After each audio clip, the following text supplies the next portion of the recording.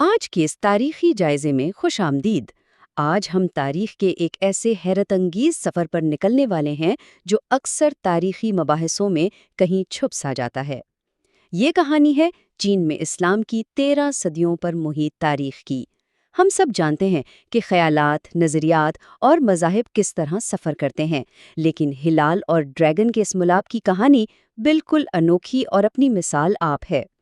آج کے اس تفصیلی اور معلوماتی جائزے میں ہم ان حقائق اور راستوں پر روشنی ڈالیں گے جنہوں نے مشرق وسطیٰ سے لے کر چین کے قلب تک کے اس طویل سفر کو ممکن بنایا۔ تو چلیے بالکل وقت ضائع کیے بغیر اس شاندار سفر کا آغاز کرتے ہیں۔ سب سے پہلے ذرا اس بنیادی سوال پر غور کریں۔ جب بھی کسی عالمی مذہب کے پھیلاؤ کا ذکر آتا ہے تو اکثر ہمارے ذہنوں میں تیزی سے آگے بڑھتی فوجوں، جنگوں اور ملکوں کی فتح کے مناظر آتے ہیں۔ لیکن جب بات ایشیا کے ان دور دراز علاقوں، خاص طور پر چین کی ہو، تو کیا واقعی ایسا ہی ہوا تھا؟ کیا اسلام وہاں بھی اسی طریقے سے پہنچا جیسے دنیا کے کئی اور حصوں میں؟ یہ ایک ایسا سوال ہے جو ہمارے بہت سے عام تاریخی مفروضوں کو بالکل الٹ کر رکھ دیتا ہے۔ تو آئیے اس موضوع کی تھوڑی گہرائی میں چلتے ہیں۔ عام طور پر ہم فتوحات اور سلطنت کا ایک روایتی نظریہ دیکھتے ہیں جہاں طاقت اور جنگوں کے زور پر سرحدیں تبدیل کی جاتی ہیں، لیکن دوسری طرف چین کے معاملے میں حقیقت بالکل مختلف ہے۔ یہاں بنیادی کردار تجارت، سفارتکاری اور پرامن ہجرت کا تھا، اور یہ ایک بہت بڑا نظریاتی فرق ہے۔ چین میں اسلام تلواروں اور بندوقوں کے ذریعے نہیں بلکہ تاجروں کے قافلوں اور سفارتی وفود کے ذریعے پہنچا۔ یہ تہذیبی تبادلے کا ایک بالکل نیا راستہ تھا۔ اس 1300 سال کی وسیع تاریخ کو ہم 5 اہم حصوں میں سمجھیں گے۔ پہلا، فتوحات سے آگے ایک نیا راستہ۔ دوسرا، ریشم، سمندر اور ابتدائی آمد۔ تیسرا، جنگیں، کاغذ اور ملی جلی ثقافتیں۔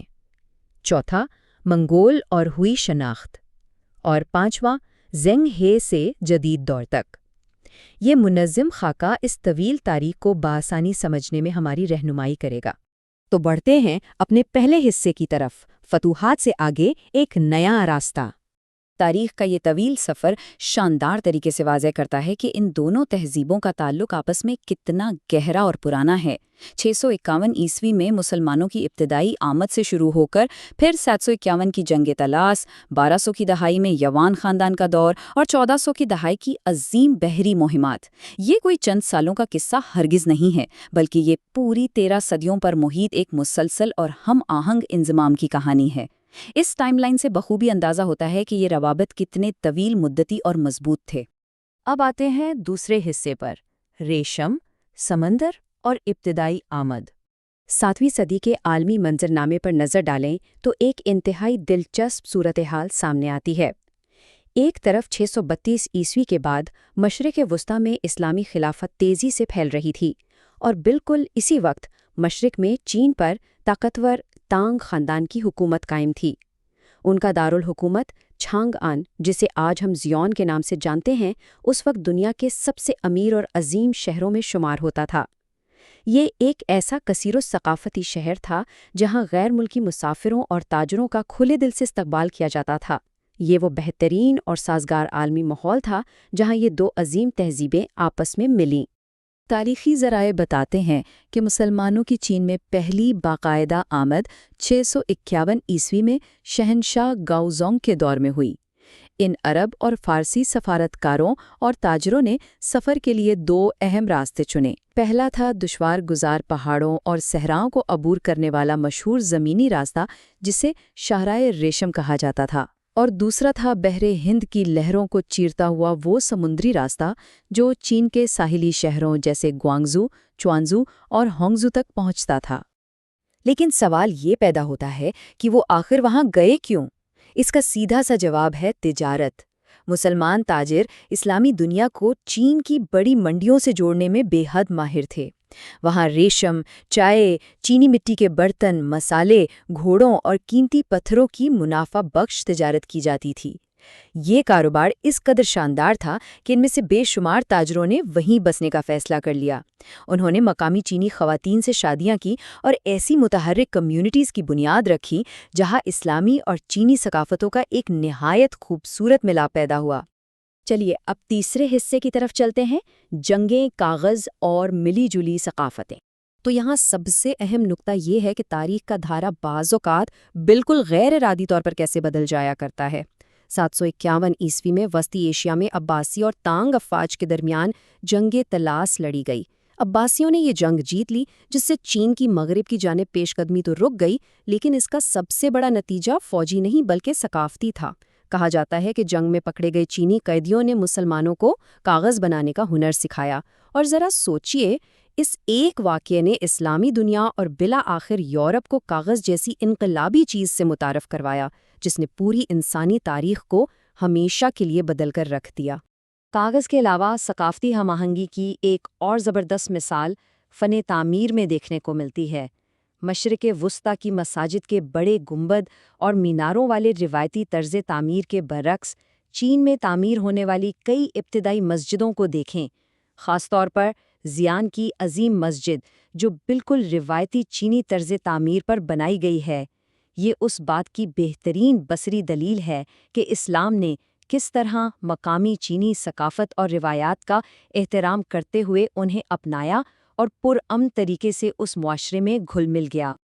اب آتے ہیں چوتھے حصے پر، منگول اور ہوئی شناخت۔ 1200 کی دہائی میں تاریخ نے ایک نیا موڑ لیا، جب منگولوں نے فتح یاب ہو کر چین میں یوان خاندان کی بنیاد رکھی تو انہیں سلطنت کو احسن طریقے سے چلانے کے لیے ماہر افراد کی ضرورت تھی۔ اس لیے انہوں نے وسیع پیمانے پر فارس اور وسطی ایشیا سے ہنرمند مسلمانوں کو چین بلایا۔ ان میں بہترین منتظمین، سائنسدان اور انجینئرز شامل تھے۔ اس دور میں مسلمانوں کو حکومت اور معاشرے میں انتہائی کلیدی عہدے ملے، جس کی وجہ سے مسلم آبادی میں بھی تیزی سے اضافہ دیکھنے میں آیا۔ صدیوں پر محیط اس تہذیبی انضمام نے ایک بالکل نئی شناخت کو جنم دیا، جسے آج ہم ہوئی کمیونٹی کے نام سے جانتے ہیں۔ یہ لوگ نسلی طور پر اور زبان کے اعتبار سے عام ہان چینیوں کی طرح ہی ہیں، لیکن ان کا مذہب اسلام ہے۔ یہ ایک ایسی شاندار مثال ہے جہاں چینی رسوم و رواج اور اسلامی عقائد ایک ساتھ مل کر ایک متحرک ثقافت تشکیل دیتے ہیں۔ آج بھی ہوئی لوگ چین کے سب سے بڑے مسلم گروہوں میں شمار ہوتے ہیں۔ اور اب اپنے آخری اور 5ویں حصے کی طرف چلتے ہیں، زنگ ہے سے جدید دور کا۔ جب ہم چینی مسلمانوں کی عروج اور اثر و رسوخ کی بات کرتے ہیں تو ایڈمرل زینگ ہی کا ذکر لازمی ہو جاتا ہے۔ 1400 کی دہائی کے دوران منگ خاندان کے اس عظیم مسلمان ایڈمرل نے انسانی تاریخ کی چند سب سے بڑی اور حیران کن بحری مہمات کی قیادت کی۔